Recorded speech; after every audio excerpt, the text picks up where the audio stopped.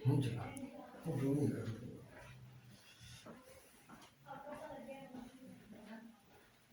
वालेकुम। आज मैं आपके सामने एक और वीडियो लेके आ रहा हूँ, वो है अकाउंट्सेबल की। अकाउंट्सेबल जैसा कि आप जानते हैं, ये this is the amount which is recoverable from the customer who have purchased goods और services from us, and this is on credit या ऑन अकाउंट। जब हमसे वो इस अकाउंट्सेबल के लिए पैसे या चीज़ ले लेता है, सर्विसेज ले लेता है या गुड्स खरीद लेता है और हमसे वादा करता है कि हम फलां वक्त आपके पैसे दे देंगे, तो हम उसको एक एंट्री करते हैं अपने बुक्स पर। क्रेडिट के एंट्री वो होती है account receivable to sales revenue और सर्विस रेवेन्यू।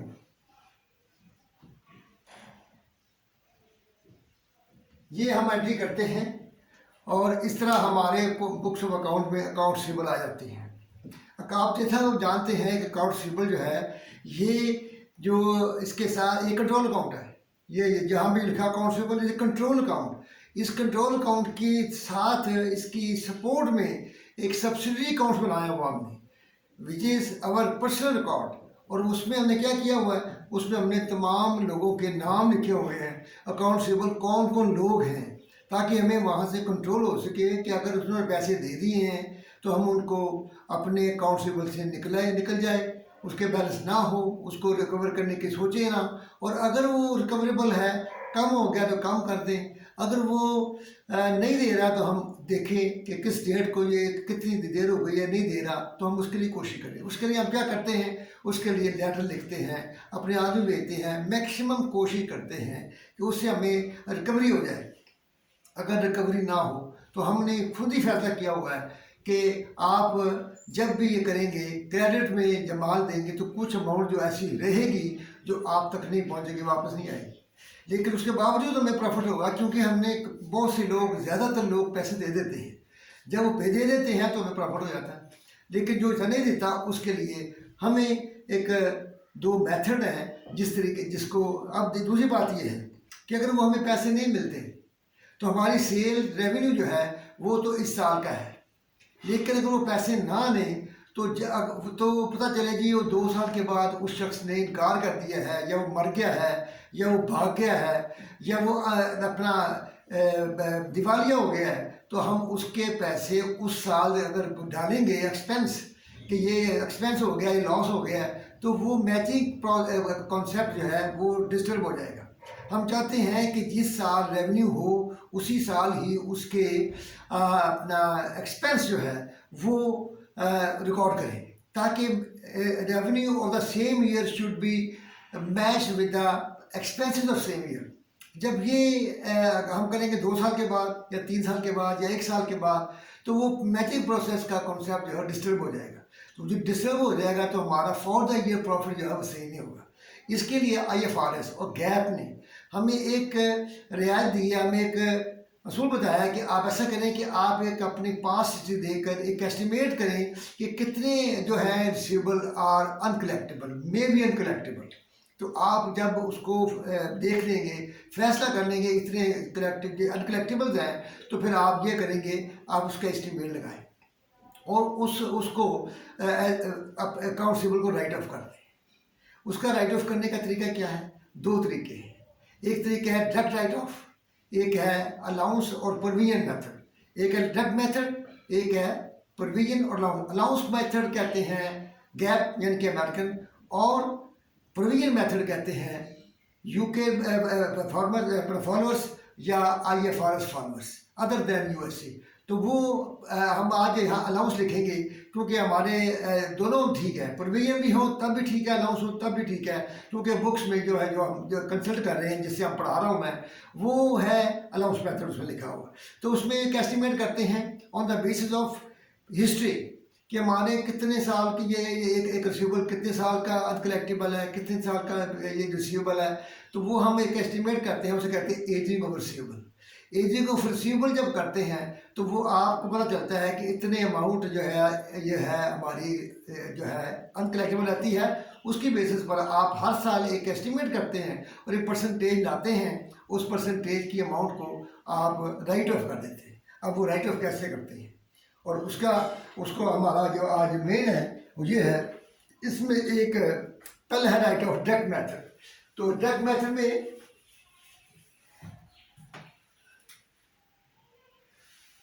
पहला है डायरेक्ट मेथड।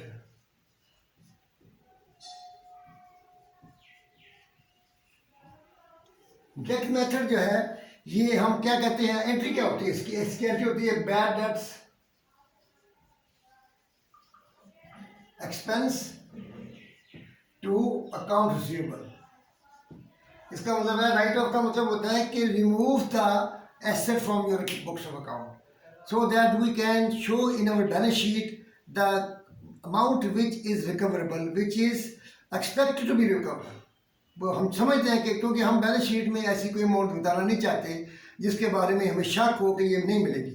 इससे क्या होता है कि जब हम ऐसी अमाउंट शो करते हैं तो हमारी जो बैलेंस शीट है वो मिसस्टेट कर जाती है, मिसस्टेटमेंट हो जाती है कि इसमें वो अमाउंट शामिल है जो लोग देने वाली नहीं। तो ये हमारे एसेट कैसे हुए? एसेट वो है which can be recovered, which can be recovered. Recover नहीं होता तो इसका मतलब है कि वो एसेट हमारे काम का नहीं है। इसलिए हम क्या पहले जब यहाँ किया तो ये एक्सपेंस हो गया जी, ये बैलेंस शीट में सॉरी प्रॉफिट लॉस में जाएगा और ये अकाउंट रिसीवेबल है ये हमारे आउट हो जाएगी। लेकिन ये मेथड जो है ये अकाउंट रिसीवेबल को कम कर देता है, हमारा मकसद पूरा हो जाता है और वो बैड डेट्स एक्सपेंस क्रिएट हो जाता है। तो ये बड़ी कंपनी के लिए मुनासिब नहीं है, छोटी कंपनी के लिए मुनासिब है। अब यहाँ पे पहली बात तो ये है, यहाँ फर्ज करें कि वो शख्स जो है वापस आ गया, कुछ अर्से के बाद उसने कहा जी मैं आपके पैसे देने हैं तो आप मेरे मुझसे पैसे ले लें। तो हम क्या करेंगे, हम उसे लिखेंगे कैश वसूल करेंगे उसका रिकवरी ऑफ रिकवरी, ये अंडर डायरेक्ट मेथड है। तो आप रिकवरी हो जाएगी तो कैश आएगा आपके पास, आप लिखेंगे बैड डेट्स रिकवर्ड और आप इसको बैलेंस शीट में इनकम शो कर देंगे और ये कैश आपके पास आ जाएगा।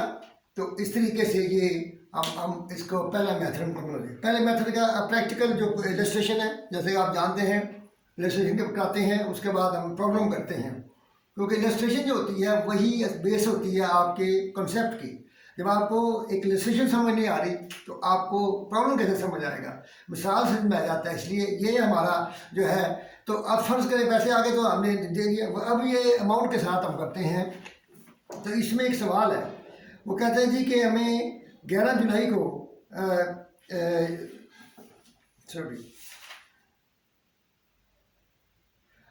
ये है जी अपना बैड डेट्स 200 रुपये, एक कंपनी है उसको आपने 200 रुपये, आपको एक आदमी है उसका नाम भी लिखा हुआ है, पेज नंबर है 409।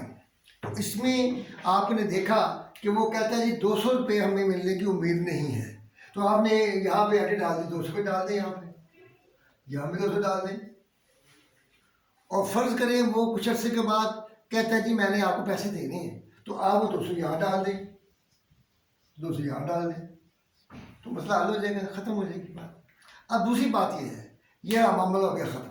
अब हम लॉस में थ्री तरफ जाएंगे, उससे पहले हम एक छोटा सा काम करना चाहते हैं, वो ये कि अगर आप एक और काम चाहते हैं, आप एक उनको अर्ली रिकवरी ऑफ कैश के लिए आप कैश डिस्काउंट देते हैं। जैसे आप जानते हैं कि ट्रेड डिस्काउंट जो है ये अकाउंटिंग में रिकॉर्ड नहीं होता, लेकिन जो होता है कैश डिस्काउंट जिसको 2, 10 and 30 कहते हैं, वो रिकॉर्ड होता है। उसको रिकॉर्ड कैसे करना है, उसकी एंट्री कैसे होनी है, ये आपको अब मैंने बताना है कि आपने कब क्या करना है। तो इसके लिए आप एक इलस्ट्रेशन देखेंगे और वो है पेज नंबर 407।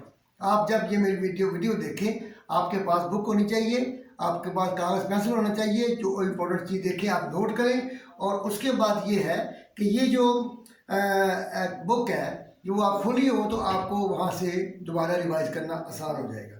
वो इस सवाल में कहता है जी कि हमारी सेल हुई और वो हुई है 1000 रुपये की, ठीक है जी, और उसके लिए हमारी शर्त ये है 2, 10 and 30।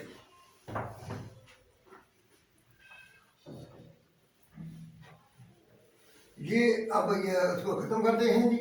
तो वो सवाल ये है कि 2, 10 and 30, 2, 10 and 30, इसका मतलब ये है कि 2% डिस्काउंट आपको मिल सकता है अगर आप सेल से 10 दिन के अंदर अंदर पेमेंट कर दें। अगर आप पेमेंट नहीं कर सकते तो फिर आपको 30 दिन में, ये शर्त है उस क्रेडिट ट्रांजैक्शन की, तो 30 दिन के अंदर आपने पूरे पैसे देने होंगे। तो ये 30 दिन के पैसे, ये टर्म है। अब उसने 1000 रुपया की सेल की है तो आपने एंट्री कर दी और अकाउंट की कि जनाब अकाउंट सेबल टू सेल्स रेवेन्यू, ये उसकी तारीख है, डेट उसकी जो है ये है 1 जुलाई, 1 जुलाई 17 को आपने एंट्री कर दी है और इसकी ये शर्त है। अब हम चलते हैं इस शर्त को लेकर, तो ये उसको लिखूंगा जब इसकी जरूरत पड़ेगी। तो उसके बाद वो क्या कहता है, वो कहता है जी उसने कुछ सेल्स रिटर्न कर दी हैं। सेल्स रिटर्न क्यों करते हैं, अगर कोई नक्स पड़ जाए तो इसको अलग शो करते हैं और वो कहता है ये वापस ले लो हमारे। तो वो कहता है 100 रुपये की हमने वापस कर दी हैं। तो आपने इसको सेल्स को क्रेडिट नहीं करना, सेल्स रेवेन्यू को डेबिट नहीं करना, बल्कि आपने अलग शो करना है सेल्स रिटर्न एंड अलाउंसेस। तो हम सेल को डेबिट करेंगे, सेल्स रिटर्न, और क्रेडिट करेंगे अकाउंटेबल। तो 100 से अकाउंट से ये है 1000 से, और 100 से ये है आपकी रिटर्न। रिटर्न का किस दिन हुई है जी, रिटर्न हुई है आपकी 5 जुलाई को। 5 जुलाई को आपने इसे वापस कर दिया है। तो इसका मतलब ये है कि अब अकाउंट से जो कि चीज़ें वापस कर दी हैं तो अब आपके पास अकाउंट सेबल 900 का रह गए। अब वो कहता है जी उसने पेमेंट जो की है ना, वो की है 11 जुलाई को। 11 जुलाई को 11/7 को आपने पेमेंट कर दी है, उसने पेमेंट कर दी है। तो आपने देखना है कि 2, 10 and 30 का जो बात है, 2, 10 and 30 वो तब पूरी होगी अगर आप 10 दिन के अंदर पेमेंट करेंगे। आप कर रहे हैं 1 जुलाई को आपने परचेज किया है, यानी हमारी सेल हुई है, और 11 दिन, इसका मतलब है एक तारीख को आप काउंट नहीं करेंगे। जिस दिन सेल हुई है वो काउंट नहीं करेंगे, उसके आगे 10 दिन आपने काउंट करने हैं। तो इसका मतलब है कि 11 दिन जो लास्ट डे था उसे पेमेंट कर दिया, अब वो डिस्काउंट का हकदार है। तो 210 का मतलब ये हुआ कि अब ये हमारे अकाउंटेबल 900 रह गए हैं। इस मौके पे अगर आप अकाउंट बना लें तो आपके लिए ज़्यादा बेहतर होगा। एक अकाउंटेबल थे 1000, 100 के अपना रिटर्न हो गए, तो बाकी बैलेंस 900 रह गया। तो इसका मतलब ये है कि आपने अब इस बैलेंस को लेना है। 900 रह गए हैं तो अब हम इसकी कैलकुलेशन करेंगे। 900 इंटू 2%, और ये बनता है 18। ठीक है जी। अब आपको इसका मतलब 18 रुपये कम मिलेंगे। 900 से 18 कम हो जाएंगे तो आपका कैश आ जाएगा। कैश 18 से 900 से 18 कम करें तो ये 982 बनते हैं मेरा ख्याल है। 982 आप वसूल करेंगे।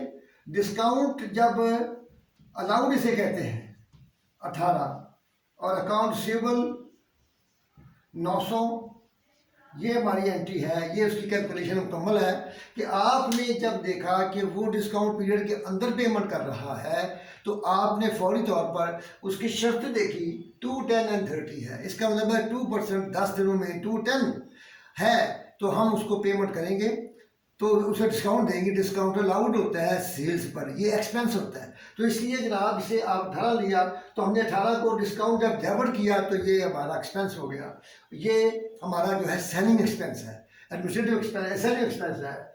कैश इतना वसूल हो गया। इसका मतलब है कि हमारे जो डिस्काउंट का हमें एंट्री करने की समझ आ गई कि डिस्काउंट, ये कौन सा डिस्काउंट है, कैश डिस्काउंट। तो ये मामला मेरा हल्का क्लियर हो गया।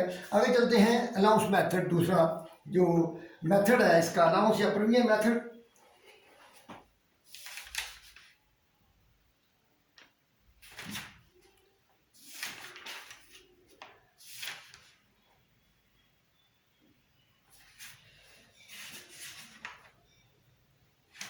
अलाउंस मेथड जो है इसको हम करते हैं। तो ये ड्रग मेथड हो गया। तो इसके बाद दूसरा मेथड आप शुरू कर रहे हैं। इसमें नक्स क्या है, ड्रग मेथड में क्या नक्स है? इसमें नक्स ये है, ये इसमें डिसएडवांटेज ये है कि जब ये रिकवरी करता है, अगर तो रिकवरी उसे साल हो जाए तो फिर तो ये ठीक है, लेकिन अगर अगर रिकवरी उस साल के अलावा किसी साल होती है तो फिर हमारा मैचिंग कॉन्सेप्ट जो है वो डिस्टर्ब हो जाता है।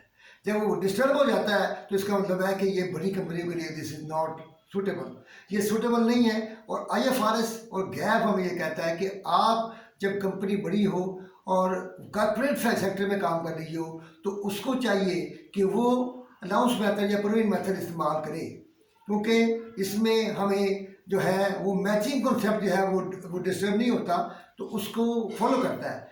तो ये चूँकि मैचिंग कॉन्सेप्ट भी जो है ये आईएफआरएस और गैप ने इसको तस्लीम किया है और इनमें इनकी कन्वर्जेंस है और उसमें उसी को अमल कर रहे हैं। इसलिए हम आप बातें हैं कि उसमें क्या होता है कि आपने अकाउंटेबल अपने एजेंट से एक हिसाब लगाया कि हमारे ये अकाउंटेबल है।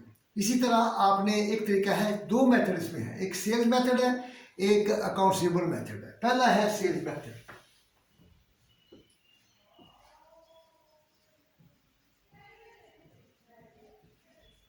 सेल्स मेथड में आप ये करते हैं कि उस साल की सेल लेते हैं और उस साल की सेल का जो परसेंटेज आपने डिटरमिन किया है, एस्टिमेट किया है, उसको सेल से नेट सेल से मल्टीप्लाई करते हैं। याद रखें, नेट सेल से मल्टीप्लाई करते हैं और जो अमाउंट आती है उसकी आटी डाल देते हैं।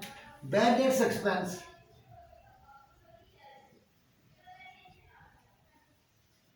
To allowance for bad dates,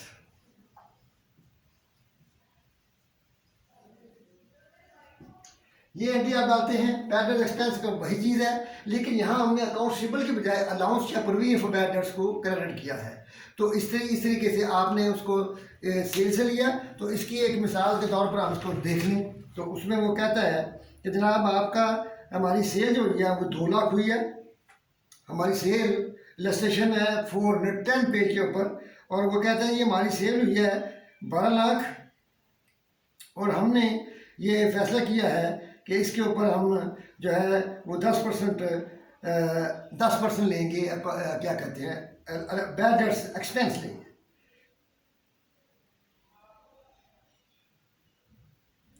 इनके